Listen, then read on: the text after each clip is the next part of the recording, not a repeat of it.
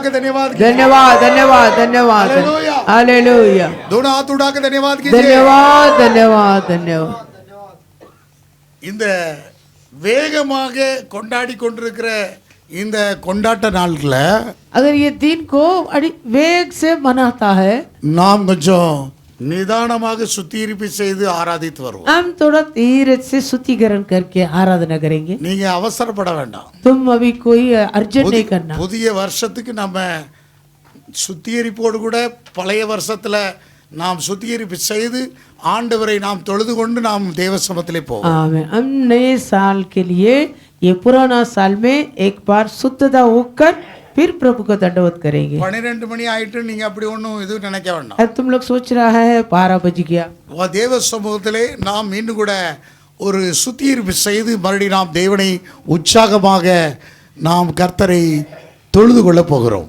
हम प्रभु के सम्मुख में एक शुद्धता के साथ वापस नए साल में उसको हम दंडवत करेंगे இந்த இரட்சிப்பின் பாத்திரத்தை எடுத்துக்கொண்டு அவரை தொழுது கொள்ள வந்திருக்கிறோம் ये उद्धार के कटोरे लिए हुए हम उसको दंडवत करने के लिए आया है நான் என்னத்தை செலுத்துவேன் मैं क्या दूं இரட்சிப்பின் பாத்திரத்தை எடுத்துக்கொண்டு அவரை தொழுது கொள்ள வந்திருக்கிறோம் ये उद्धार के कटोरा लिए हुए उसको दंडवत करने आया இங்க பாருங்க பழைய வருஷத்தை இங்க கவனிக்க வேண்டும் இந்த நாட்கள்ல 31ஆம் தேதினா பழைய இதெல்லாம் போட்டு எரிப்பாங்க आमीन ऐसे 31 तारीख बोलेगा तो जो जो पुराना वस्तु है सब कुछ डाल के जलाएंगे அப்படிப்பட்ட கிரியைகளை நாம் செய்யல ऐसे काम हम नहीं करेंगे நாம் பழைய அனுபவத்தை களைய வேண்டும்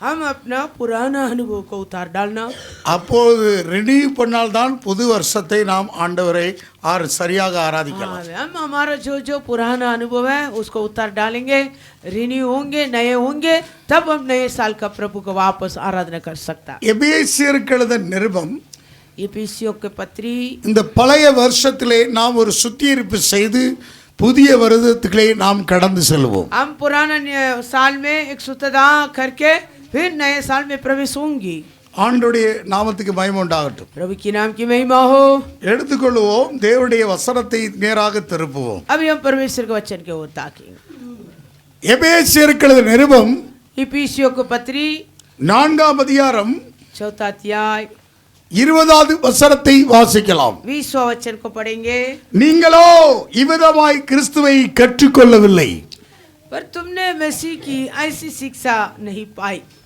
இயேசுவினிடத்தில் உள்ள சத்தியத்தின்படியே நீங்கள் அவரிடத்திலே கேட்டறிந்து அவரால் போதிக்கப்பட்டீர்களே वरन तुमने सचमुच उसी को सुनी और जैसे यीशु में सत्य है उसी में सिखाए भी है அந்தபடி முந்தின நடக்கைக்குரிய மோசம் போக்கும் இச்சைகளின் கெட்டு போகிற பழைய மனுஷனை நீங்கள் களைந்து போட்டு कि तुम पिछले चाल चलन के पुराने मनुष्यत्व को जो बरमाने वाली अभिलाषाओं के अनुसार भ्रष्ट होता जाता है உங்கள் உள்ளத்திலே புதிதாவி உள்ளவர்களாகி மெய்யான நீதியிலும் பரிசுத்தத்திலும் தேவனுடைய சாயலாக சிருஷ்டிக்கப்பட்ட புதிய மனுஷரை தரித்துக் கொள்ளுங்கள் और अपने मन के आत्मिक स्वभाव में नए बनते जाओ और नए मनुष्यत्व को पहन लो जो परमेश्वर के अनुरूप सत्य की धार्मिकता और पवित्रता में सृजा गया है பழைய மனிதனை களைந்தால்தான் புதிய மனிதனை தரித்துக் கொள்ள முடியும் यदि तुम पुराना मनुष्यत्व को उतार डालेगा तो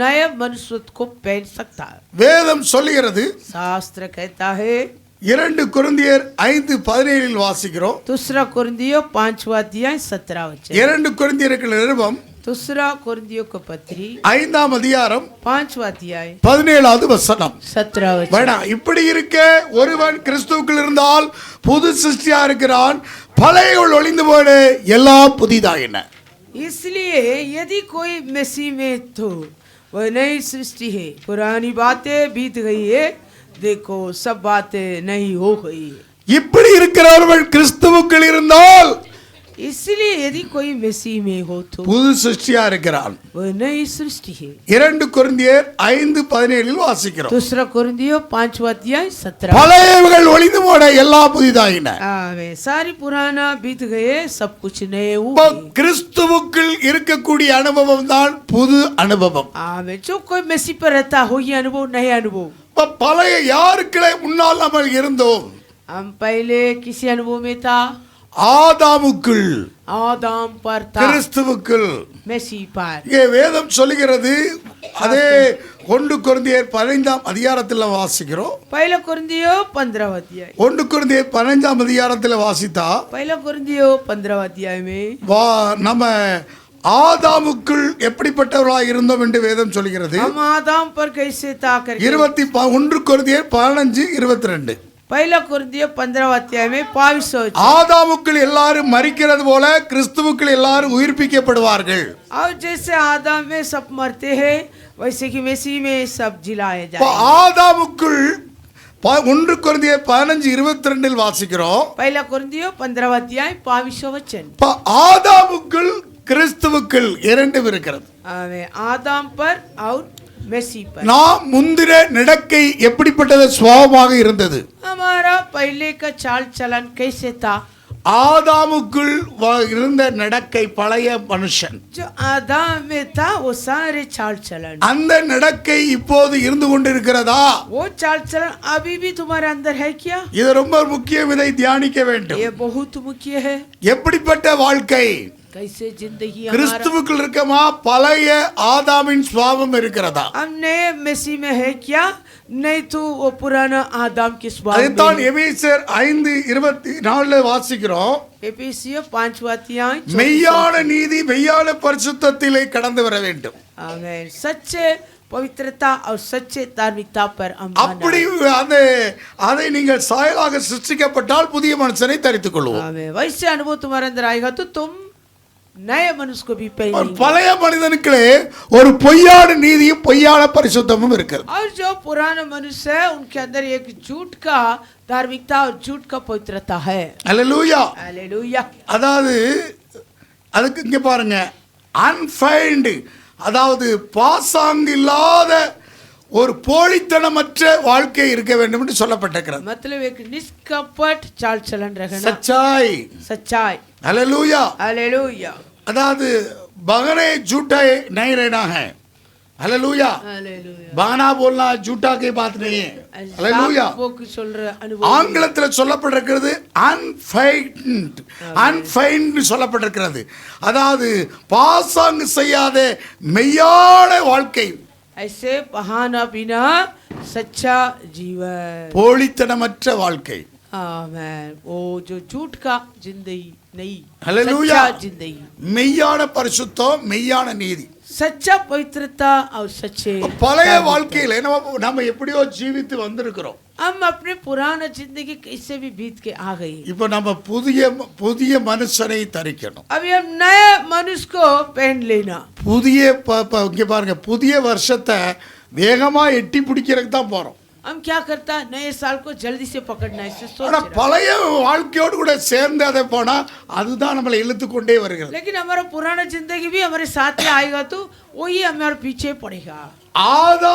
ஆதாமுடைய சுபாவம் அந்த புதிய வருஷத்துக்குள்ள உன்னை இழுத்து கொண்டே வரக்கூடாது. जो आदम के स्वभाव तुम्हारे अंदर है वो ये नए साल में भी तुम्हारे साथ नहीं आना। பழைய மனுஷன் உன்னை சேர்ந்து இழுத்துக்கிட்டே வரக்கூடாது. पुराना मनुष्य तुम्हें साथ नहीं आना। புதிய வாழ்க்கைக்குள்ள புதிய ஆண்டு புதிய ஆவியோடு கூட கடந்து வர வேண்டும். नए साल में नए मनुष्य और नए आत्मा के साथ चलना है। அப்ப பொய்யை களைய வேண்டும். झूठ को उतार डालना। பொய்யும் பொய்க்கு பிதாவாய் இருக்கிறவன் பிசாசு. वो जो शैतान है वो झूठा है, झूठा के पिता है। அப்ப நீ அதை களையாம ஒரு பிரயோஜனம் கிடையாது. अगर तू उतार बिना आएगा तो कुछ लाभ नहीं। ஆகவே தான் அங்கே மத்தேயு சுவிசேஷம் 9ஆம் அதிகாரத்தில் வாசிக்கிறோம். मत्ती सुसमाचार 9 अध्याय। நீங்க மத்தேயு சுவிசேஷம் 9ஆம் அதிகாரத்தை வாசித்தா मत्ती सुसमाचार 9 अध्याय 16வது 17வது வசனத்தை வாசிக்கலாம். 16 और 17 वचन। நீ வாசிக்க நேரம் இல்ல. மத்தேயு சுவிசேஷம் 9ஆம் அதிகாரம் 16 17. मत्ती सुसमाचार 9 अध्याय 16 और 17 वचन। ஒருவனும் கோடி துண்டை பழைய வஸ்திரத்தோடு இணைக்க மாட்டான். இணைத்தால் அதனோடு இணைத்த துண்டு வஸ்திரத்தை அதிகமாய் கிழிக்கும் பீறலும் அதிகமாகும். कोरे कपड़े का भाईबंद पुराने वस्त्र पर कोई नहीं लगा था। புதிய திராட்சரச பழத்துருத்திகளில் வார்த்து வைக்கிறதும் இல்லை. வார்த்து வைத்தால் துருத்திகள் கிழிந்து போகும், ரசமும் சிந்தி போகும். துருத்திகளும் கெட்டு புது ரசத்தை புது துருத்திகளில் வார்த்து வைப்பார்கள், அப்பொழுது இரண்டும் பத்திரப்பட்டிருக்கும். और लोग नया ताकरस पुरानी मस्कों में नहीं भरते हैं, क्योंकि ऐसा करने से मस्कें फट जाती है और ताकरस बह जाता है और मस्कें नष्ट हो जाती है। परंतु नया ताकरस नई मस्कों में भरते हैं और वे दोनों बचे रहते हैं। இங்க பாருங்க, கோடி துண்டை பழைய வஸ்திரத்தோடு கூட இணைக்கலாமா? क्या कोरे कपड़े का पुराने वस्त्र पर कोई लगा सकते புது क्या? திராட்சை ரசத்தை பழைய அந்த துருத்தியில அந்த ஊத்தலாமா? और नए जो ताकरस है उसको पुरानी मस्के में भर सकते क्या? இங்கே கவனிக்க வேண்டும், सुनिए। புதுசு பழசு ரெண்டு இருக்கிறது. यहाँ भी लिखा है पुराना और नया। யோவானுக்கிட சுவிசேஷம் 1ஆம் அதிகாரத்தை எடுத்துக்கொள்வோம். युगन्ना सुसमाचार पहला अध्याय। யோவான் சுவிசேஷம் 1ஆம் அதிகாரம் युगन्ना सुसमाचार पहला अध्याय 17வது வசனத்தை வாசித்தால், 17 वचन। எப்படி எனில் நியாயப்பிரமாணம் மோசே மூலமாக கொடுக்கப்பட்டது போல கிருபையும் சத்தியமும் இயேசு கிறிஸ்து மூலமாக உண்டாயிட்டது. इसलिए कि व्यवस्था तो मूसा के द्वारा दी गई, परंतु अनुग्रह और सच्चाई यीशु मसीह के द्वारा पहुंची। பழையதும் புதிதையும் சொல்லப்பட்டிருக்கிறது. यहाँ भी पुराना और नया दोनों के बारे में लिखा है। இங்கே கவனிக்க வேண்டும், सुनिए, பழையதோடு கூட புதிதை இணைக்க முடியாது. जो पुराना उसके साथ नए के नहीं लगा सकता। ஆண்டவருடைய நாமத்துக்கு மகிமை உண்டாகட்டும். प्रभु के नाम की महिमा हो। பழைய ஏற்பாட்டுல और पुराना नियम में சில இடம் கொடுக்கப்பட்டது. ऐसे गए विषय का अवसर दिया। இப்போ மோசேயுடைய பிரமாணங்கள்ல, और मूसा की व्यवस्था में அதாவது இருதயத்தின் கடினத்தின் நிமித்தமாக மோசே சில இடம் கொடுத்தார். मन के कठिन के मारे मूसा ने व्यवस्था में कई अवसर दिया। மத்தேயு சுவிசேஷம் 19ஆம் அதிகாரத்தில் வாசிக்கிறோம். मत्ती सुसमाचार 19वां अध्याय। மத்தேயு சுவிசேஷம் 19ஆம் அதிகாரம் मत्ती 19वां अध्याय எடுத்து வாசிக்கலாம். पढ़ेंगे। 7வது வசனத்தை வாசித்தால் இருக்கிறது. 7वां वचन। மத்தேயு 19:7 मत्ती 19:7। அப்படியானால் தள்ளுதை சீட்டை கொடுத்து அவனை தள்ளிவிடலாம் என்று மோசே ஏன் கட்டளையிட்டார்? उन्होंने उससे कहा, फिर मूसा ने ये क्यों टकराए कि त्याग पत्र देकर उसे छोड़ दे? அதற்கு அவர், உங்கள் மனைவிகளை தள்ளிவிடலாம் என்று உங்கள் இருதயத்தின் கடினத்தின் நிமித்தம் மோசே உங்களுக்கு இடம் கொடுத்தார். उसने उनसे कहा, मूसा ने तुम्हारे मन की कठोरता के कारण तुम्हें अपनी अपनी पत्नी को ஆதி முதலாய் எப்படி இருக்கவில்லை. परंतु आरंभ से ऐसे नहीं था। இந்த பாருங்க, இருதயத்தின் கடினத்தின் நிமித்தமாக சில இடம் கொடுக்கப்பட்டது. मन की कठोरता के कारण वैसे कई व्यवस्था में अवसर दिया।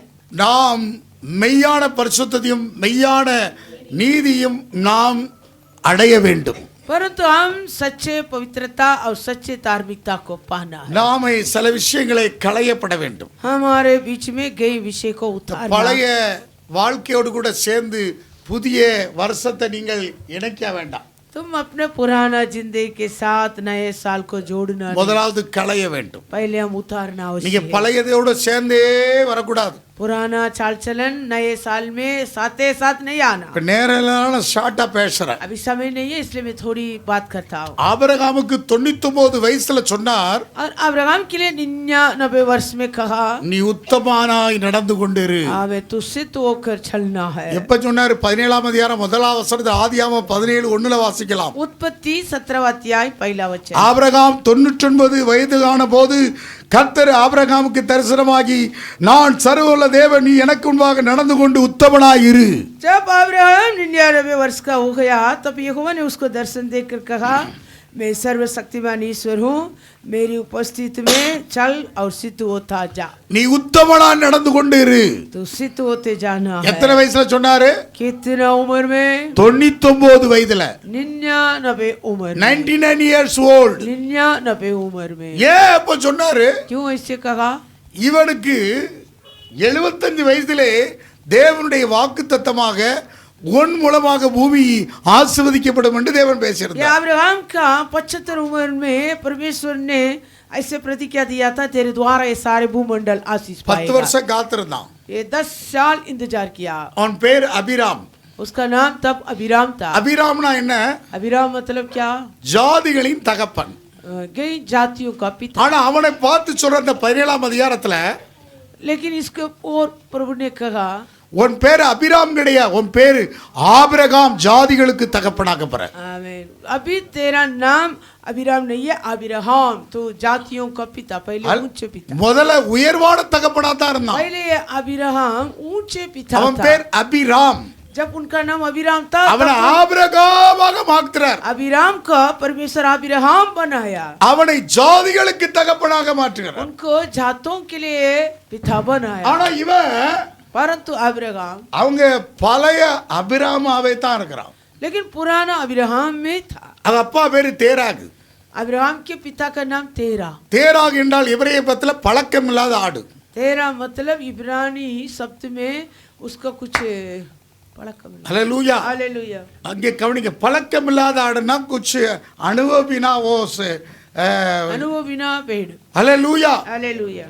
அப்படிப்பட்டவரோடு கூட இருந்தா ऐसे अनुभव में अब्राहम था। விக்கிர ஆராதனையை ஆராதித்துக் கொண்டிருந்த ஒரு குடும்பத்தில் இருந்தவன். अब्राहम मूर्ति पूजा किया हुआ एक परिवार में था। அப்படிப்பட்டவனை தேவன் அழைத்தார், वैसे अब्राहम को परमेश्वर தெரிந்து बुलाया, கொண்டார், அவனை उसको चुन लिया। மகிமையின் தேவன் வெளிப்பட்டார். ये जो में ईश्वर अब्राहम को प्रकट हुआ, அந்த தேவன் उस परमेश्वर இந்த ஆபிரகாமை பார்த்து, इस अब्राहम के உன் மூல பூமி ஆசீர்வதிக்கப்படும். तेरे द्वारा ये पृथ्वी आशीष पाए। ஆனா பிள்ளை இல்லாத இருக்கிறான். लेकिन अब्राहम को पुत्र संतान ஒரு नहीं பிள்ளை था, இல்ல. एक भी संतान नहीं था। மனைவி என்ன சொல்றா? और पत्नी ने क्या कही थी? 10 வருஷம் காத்திருக்கிறான், 10 साल इंतजार किया था। வேலைக்காரி ஆகாரோட சேருன்னு சொல்றாப்ல. नौकरानी अजीरा के साथ हो। எதுக்கோட? क्यों? வேலைக்கு தன் மனைவி இருக்க வேலைக்காரி சொல்றான். अपनी पत्नी तो है सारा, लेकिन वो अजीरा वो नौकरानी। அவனுக்குடைய சந்ததியை கர்த்தர் ஆசீர்வதிக்கிறேன்னு சொல்றாரு. और परमेश्वर ने कहा तेरे द्वारा आशीष पाएगा। ஆனா இவளுக்கு தன் வீடு கட்டப்படும் சொல்லி தன்னுடைய வேலைக்காரியோடு लेकिन சொல்றான். पत्नी सारा ने कही थी घर बनाना चाहिए, इसलिए अजीरा के साथ हो। தன்னுடைய சுய நீதியை விடுகிறாள். अपने धार्मिकता के, தேவ நீதிக்கு பகையாகிறாள். वो परमेश्वर के धार्मिकता के बैरी बनी थी।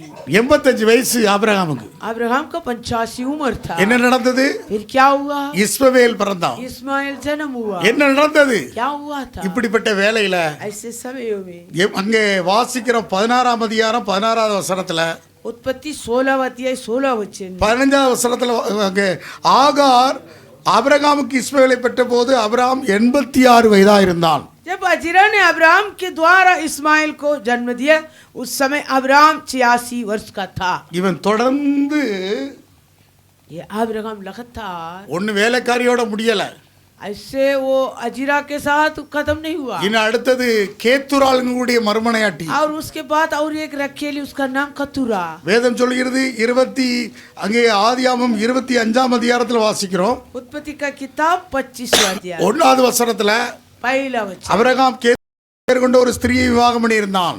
तब अब्राहम ने एक और पत्नी विवाह ली जिसका नाम कतुरा था। இங்க கவனிங்க, सुनिए, 86 வயசுக்கு அப்புறமாவும் 86 उम्र के बाद भी இஸ்மவேல் பிறந்தான். इस्माइल जन्म हुआ। இன்னும் அடுத்தது கேத்துராளுக்கு மறுமனையாட்டியை சேர்த்து கொண்டான். फिर कतुरा, रकेली कतुरा को भी रख दिया। தேவனுடைய தரிசனத்தை மறந்து போயிருக்கிறான். अब्राहम परमेश्वर का दर्शन को தேவ भूल गए। தரிசனம் வெளிப்பட்ட அந்த ஆபிரகாமுக்கு தேவன் மகிமையின் தேவன் வெளிப்பட்டார். उस अब्राहम के लिए तेजो में ईश्वर प्रकट हुआ। உன்னத தேவன் வெளிப்பட்டார். परम प्रधान ईश्वर प्रकट हुआ। சர்வவல்லவ தேவன் என்ன சொல்கிறார் வெளிப்பட்டு? सर्वशक्तिमान ईश्वर प्रकट होकर क्या कहा? 99 வயசுல சர்வவல்லவ தேவன் எல்சடாய் வெளிப்பட்டார். और 99 उम्र में सर्वशक्तिमान ईश्वर அவர் என்ன சொல்றாருன்னா, क्या कहा था?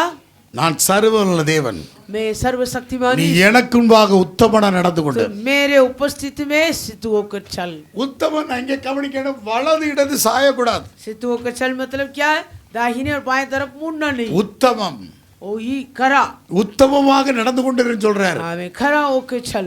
ஆபிரகாமுக்கு எத்தனை வயசுல ஈசாக்கு பிறந்தார்? अब्राहम का उम्र कितना था? ईसाक 100 जन्म, வயதில். 100 उम्र में ईसाक जन्म हुआ। இங்க அப்ப அது வரைக்கும் जब तक பழைய இதோட தொடர்ந்து இழுத்துக்கிட்டே வாரான். अब्राहम अपने पुराने चाल चलन के साथ जिया था, பொய்யோடு கூட வாழ்ந்துகிட்டே வாரான். झूठ के साथ जीवन बिताया, சுய நீதியோடு கூட சேர்ந்து வாழ்கிறான். अपने धार्मिकता के साथ சுயமான பரிசுத்தத்துக்குள்ள வாழ்றான். अपने पवित्रता में जिया था। ஆனால் மெய்யான பரிசுத்தமும் परंतु सच्चे மெய்யான நீதியோடு வரணும். सच्चे धार्मिकता आना है। அங்கே அதுக்கு தான் சொல்றேன், நீ உத்தமனா நடந்து கொண்டிரு. इसलिए परमेश्वर ने कहा तू मेरे उपस्थिति में सिद्ध होकर चल। 99 வயசுல பொய்யை களைந்து விட்டான். अब्राहम 99 उम्र में झूठ को उतार डाला. அங்கே ஒரு புதிதான ஒரு ஆவி வருகிறது, एक नए आत्मा मिला, ஒரு நியூ ஸ்பிரிட். एक नए आत्मा. அப்ப இந்த பழைய வருஷத்துல ये पुराना साल நீங்க பழையதை களையாம तुम भी पुराना नहीं उतारेगा. புதிய மனுஷனை தரிக்க முடியாது. नए मनुष्य को नहीं पहन सकता. புதிய மனுஷனை தரிக்கணும். नए मनुष्य को पहनना. ஆபிரகாம் 100 வயசுல புதிய மனுஷனை தரித்து கொண்டார். अब्राहम 100 उम्र में नए मनुष्य को पहन लिया. பைபிள்ல ரோமர்கள் நிருபத்திலே வாசிக்கிறோம். रोमियो को पत्री, ரோமர்கள் நிருபம் रोमियो को पत्री 4ஆம் அதிகாரத்துல 4वां अध्याय. அவரை குறித்து சொல்லப்பட்டிருக்கிறது 18-19 வசனங்கள்ல. आवे रोमियो 4वां अध्याय में 18 और 19 वचन. அங்கே உன் சந்ததி இவ்வளவா இருக்கும் என்று சொல்லப்பட்டபடி நான் அநேக ஜாதிகளுக்கு தகப்பனாதை நம்புவதற்கு ஏதுவல்லாதிருந்தும் அதை நம்பிக்கையோடு விசுவாசித்தான். अब्राहम 18வது வசனம் 18 वचन. 4ஆம் அதிகாரம் ரோமர் 4:18. रोमियो 4वां अध्याय में 18. உன் சந்ததி இவ்வளவா இருக்கும் என்று சொல்லப்பட்டபடி தான் அநேக ஜாதிகளுக்கு தகப்பனாவதை நம்புவதற்கு ஏதுவல்லாதிருந்ததை நம்பிக்கையோடு விசுவாசித்தான். उसने निराशा में भी आशा रखकर विश्वास किया, इसलिए कि उस वचन के अनुसार कि तेरा वंश ऐसे होगा वो बहुत सी जातियों का அவன் पिता होगा. விசுவாசத்தினாலே பலவீனமாய் இருக்கவில்லை. वो अपने विश्वास में निर्बल नहीं था. அவன் ஏறக்குறைய 100 வயதுள்ளவனா இருக்கும்போது वो जो 100 वर्ष का था, தன் சரீரம் செத்து போனதை சாட கற்ப செத்து போனதை எண்ணாது இருந்தான். अपने मरे हुए से शरीर और सारा के गर्भ की मरी हुई की सी दशा जानकर தேவனுடைய வாக்குத்தத்தை கொடுத்து அவன் அவிசுவாசமா சந்தேகப்படாமல் और न अविश्वासी होकर परमेश्वर की प्रतिज्ञा पर संदेह தேவன் வாக்குத்தத்தை மன்னதை நிறைவேற்ற வல்லவராக்கின்னு முழு நிச்சயமா நம்பி தேவனை மகிமைப்படுத்தி விசுவாசத்தில் உள்ளவனானான். और विश्वास में दृढ़ होकर परमेश्वर की महिमा की. அப்ப எத்தனை வயசுல? कितने उम्र में? அவன் விசுவாசத்தில் பலவீனமாக இருக்கவில்லை. अब्राहम अपने विश्वास में निर्बल न हुआ. பாருங்க, உங்களுடைய விசுவாச ஜீவியத்துல तुम्हारे विश्वास के जीवन में எப்போது உங்கள் விசுவாசத்திலே பலன் உண்டாகிறது? जब कब तुम्हारा विश्वास का जीवन में बल உங்களுடைய आता है? விசுவாச ஜீவியத்துல तुम्हारे विश्वास के जीवन में பலம் வரணும் சொன்னா बल लाने के लिए முதலாவது பொய்யை களைய வேண்டும். पहले झूठ को उतारो. பொய்யான நீதியும் பொய்யான பரிசுத்தத்தை களைய வேண்டும். झूठा पवित्रता और झूठा धार्मिकता को उतार डालो. அதை களைஞ்சிட்டேன்னு சொன்னா यदि तू वो दोनों को उतारेगा तो உங்களுடைய ஜீவியத்திலே விசுவாசம் வந்துவிடும். तुम्हारे जीवन में विश्वास आ जाएगा. அந்த விசுவாச ஜீவியத்துல वो विश्वास के जीवन में நீங்கள் நிற்க முடியும். तुम स्थिर खड़े होंगे. விசுவாசத்தில் பலவீனமாக இருக்க முடியாது. तुम विश्वास में फिर निर्बल न होंगे. நீங்க வாசித்தால் கலாத்தியர் 2:20 வாசித்தால் गलातियों दूसरा 20, கலாத்தியர் கிருபம் 2:20 गलातियों को पत्री दूसरा अध्याय 20 वचन. கிறிஸ்துவுடனே கூட சிலுவையில் அறையப்பட்டேன், ஆகிலும் பிழைத்திருக்கிறேன். நீ நான் அல்ல, கிறிஸ்துவே எனக்குள் பிழைத்திருக்க. நான் இப்பொழுது பிழைத்திருக்கிறதோ என்னை அன்பு கூர்ந்து எனக்கு தம்மை தாமே ஒப்புக் கொடுத்த தேவனுடைய குமாரனை பற்றி விசுவாசத்தினாலே பிழைத்திருக்கிறேன். मैं मसीह के साथ क्रूस पर चढ़ाया गया हूँ. अब मैं जीवित न रहा पर मसीह मुझ में जीवित है, और मैं शरीर में अब जो जीवित हूँ तो केवल उस विश्वास से जीवित हूँ जो परमेश्वर का पुत्र पर है, जिसने मुझसे प्रेम किया और मेरे लिए अपने आप को दे दिया. கிறிஸ்துவுக்குள்ளே நீ பிழைத்திருக்க வேண்டும். तो मसीह पर जीवित रहा. நாம் எப்படிப்பட்டதுல? हम कैसे जीवित? உன்னால ஆதாமுக்குள்ள பழைய வாழ்க்கையில இஷ்டம் போல இருந்து பிழைத்திருந்தோம். हम पहले आदम में वो पुराने जिंदगी में अपने मनमानी நம்ம இஷ்டம் போல பிழைத்து வாழ்ந்து கொண்டிருந்தோம். अपने मनमानी जीवन जिया. இப்போது அப்படி இல்ல. पर अब ऐसे नहीं. ஹல்லேலூயா. हालेलुया. கிறிஸ்துவுக்குள் मसीह में நம்ம கிறிஸ்துவுக்குள் हम मसीह में இந்த புதிய இந்த வருஷத்துல புதிய வருஷத்துக்கு போறதுக்கும்பாக हम नए साल में प्रवेश होने से நீங்க पहले பழையதை களைங்க. तुम पुराना उतारो. அதை களைந்தா நீங்க புதிய மனுஷனை தரித்து पुराना उतारो, नए मनुष्य को पहन लो. உங்களுக்குள்ள ஒரு புதிதான ஆவி உருவாகி आमेन. तुम्हारे अंदर एक नया आत्मा मिली. நீங்கள் மெய்யான பரிசுத்த நீதியிலையும் அவருடைய சாயலா சிருஷ்டிக்கப்பட்ட புதிய மனுஷனை தரித்துக் கொள்வோம். आमेन. जो सच्चे पवित्रता और सच्चे वो धार्मिकता जो परमेश्वर के प्रति रूप, वो सच्चे मनुष्य को तुम पहन लो. அப்ப பழைய கோடி துண்ட பழைய வஸ்திரத்தோட நீங்கள் இணைக்காத ரெண்டு ऐसे கிழிச்சு जो कोरा वस्त्र को पुराना वस्त्र के साथ नहीं लगाना. இந்த பழைய வாழ்க்கையோடு கூட இருந்து கொண்டு पुराने जिंदगी के साथ होकर புதிய வருஷத்தை நீங்கள் இணைக்காதீங்க. नए साल में मतलब முதல்ல அதை களைவோம். पहले उतारो, உங்க வாழ்க்கை பீறிட்டு போகாது. तब तुम्हें प्रभु ना फाड़ेगा. உங்களுடைய அந்த துருத்தி तुम्हारा जो वो मस्के பீறல் உண்டாகாது. वो न फटेगा। அப்ப ஆண்டுடைய சமூகத்துல प्रभु के सम्मुख में பழையதை நாம் களைந்துட்டு पुराना उतार के அங்க ஆபிரகாமை போல अब्राहम के जैसे அவன் விசுவாசத்தில் பலவீனமாக वो இருக்கவில்லை. अपने विश्वास में निर्बल नहीं हुआ। 100 வயசுலயும் 100 उम्र में भी பெரிய ஒரு ஆசீர்வாதத்தை கண்டது போல एक बड़ी आशीष को நாம் மரித்தோர்ந்து உயிரோடு எழுப்பின அந்த இயேசு விசுவாசிக்கிறோம். हम भी मरे हुए में से जो जिला है उस यीशु पर विश्वास அந்த இயேசு மேல தான் விசுவாசம் उस வைக்கிறோம். यीशु पर है हमारा विश्वास। பழையதை களைவோம். पुराना उतारेंगे, ஒரு புதிதான ஆவி உங்களுக்கு एक வருகிறது. नए आत्मा तुम्हारे अंदर அப்ப आए। புதிய மனுஷன் இந்த வேளை தரித்துக் इस கொள்வோம். समय एक नए मनुष्यत्व को पहन लो। உங்களுடைய பழைய வாழ்க்கை நாட்கள் பழைய வருஷம் எல்லாம் களைஞ்சு போட்டு आमीन। इसी समय तुम्हारा पुराना जिंदगी पुराना साल सब उतार डालो। பழைய மனுஷன் களையப்படட்டும். पुराना मनुष्य तो उतार डालो। பழைய வாழ்க்கையுடைய சிந்தை களையப்படட்டும். पुराना जिंदगी के जो जो विचार है सब उतारो। புதிய மனுஷனை தரித்துக் கொள்வோம். नए मनुष्य को पहन लो ஆண்டுடைய சமூகத்துல प्रभु के सम्मुख में। நீங்கள் பழைய இந்த 25வது வருஷத்துல உள்ள அதையே இழுத்து கொண்டு வர வேண்டாம். जो 2025 में था वो विचार को वापस 2026 में खींच के मत लेकर புதிய அனுபவத்துக்குள்ள வர வேண்டும். नए अनुभव में आ जा। கிறிஸ்துவுக்குள் मसीह में இருந்தால் रहेगा பழையவள் ஒளிந்தன सब पुराना बीत गए, எல்லாம் புதிதாகன. वापस सब नए हो गए। ஒரு தேவ சமூகத்துல हम अभी प्रभु के सम्मुख में நான் ஒரு பாடலை பாடி ஆராதித்து हम एक गीत गाकर आराधना சுத்திகரிப்பு செய்வோமா? शुद्धता होंगी ஆண்டுடைய சமூகத்துல प्रभु